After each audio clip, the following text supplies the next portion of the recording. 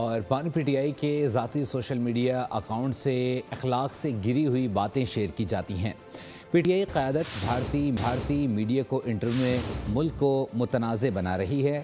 وزیر اطلاعات سندھ شرجیل میمن کی نیوز کانفرنس، کہا ذوالفقار علی بھٹو کو پھانسی دی گئی لیکن کبھی پیپلز پارٹی نے اداروں کے خلاف بات نہیں کی۔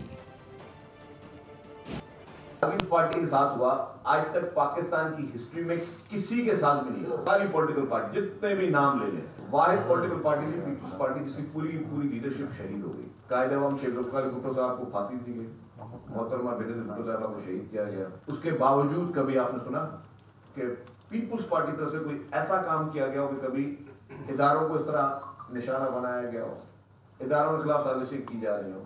انٹرنیشنلی آپ دنیا بھر میں اپنے ملک کے اداروں کے خلاف جو ہے وہ آپ مہمیں چلا رہے ہو، کسی پر ہاں باقی پولیٹیکل پارٹیز نے کی ہیں، کافی پولیٹیکل پارٹی جب بھی ان کی لیڈرشپ جیلوں میں رہی ان کے بیانیے تبدیل ہوتے رہے۔ پیپلز پارٹی کا بیانیہ ہمیشہ آمریت کے خلاف رہا ہے، مارشل لا کے خلاف رہا ہے، اداروں کے خلاف کبھی نہیں رہا۔ سبسکرائب کریں اور بیل دبائیں تاکہ کوئی خبر رہ نہ جائے۔